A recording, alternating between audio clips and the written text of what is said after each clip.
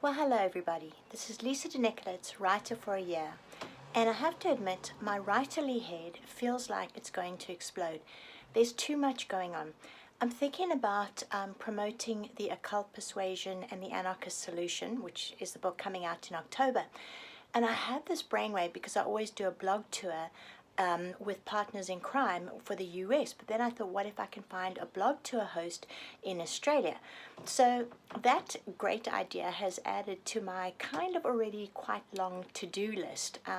Then there's the 48 running around my head. Then there's the Fiction Laboratory happening on the weekend. Then I found a stack of great books that I want to read. But there's just too much kind of going on, planning things. And I think in the digital age that was supposed to make things so much simpler for us, things have become so much more time consuming.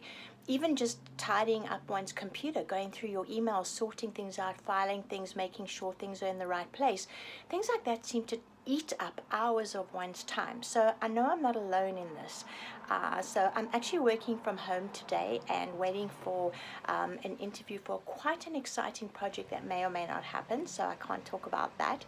But waiting on that and doing a bunch of stuff in between. And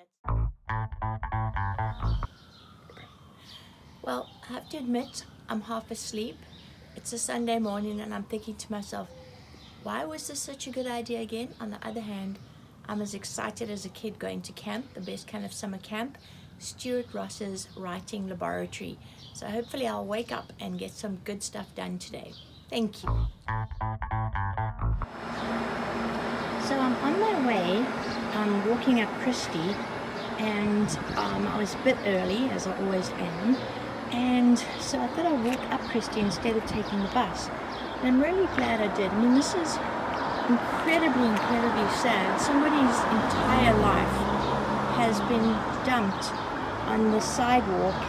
Clearly something has been awfully wrong, which is, as I say, very sad. So yes, most people might go, well, a lot of rubbish on the pavement or, something bad happened to walk on. But the thing is, there's so many stories here, and there's so many things that, at the very least, if one can then turn them into a good story that becomes, I guess, a homage to these people in some way, I think that always helps me feel a bit better when I see something like this. And I think, well, let me try and write a story that at least, I don't know, makes sense of what happened here in a way.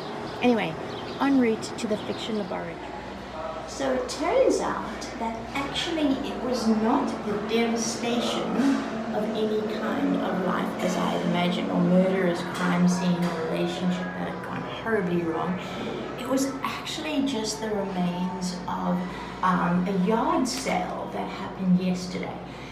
Because this very sweet woman stopped by to sort of get things into a little bit of order, and I'm like, oh, what happened here? And she told me, she said, please take as much as you want. Anyway, I have scored these superb gems, which I will be taking home, and now I'm stopping in a Starbucks for a latte en route on my wonderful gift card that Radford got me for my birthday. And so far, this is turning out to be an amazing writing day already. Fantastic. I'm not sure if you can see, but I'm sitting on the secret garden bench in memory of Miss Dorothy. And it's really perfect just having lunch. The Fiction Laboratory is being amazing. I think what's so interesting is how difficult it is to abandon the norms of writing, the expectations, even when it comes to working with words, imagery, characters. One is so way much more rigid than you think. Anyway, Stuart Ross is helping us try and break down those stereotypes of the mind, as it were, and it's being a marvelous spa adventure for the mind.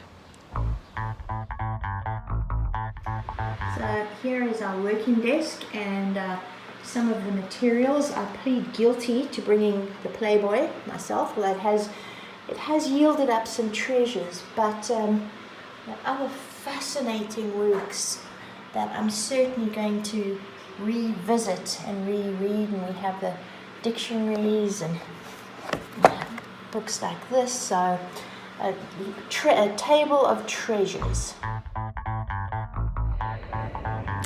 All my writing goals were reached today. That's all I want to say. Thank you, Stuart Ross. Thank you, the Fiction Laboratory, and it was a hugely productive and wonderful day. Thank you.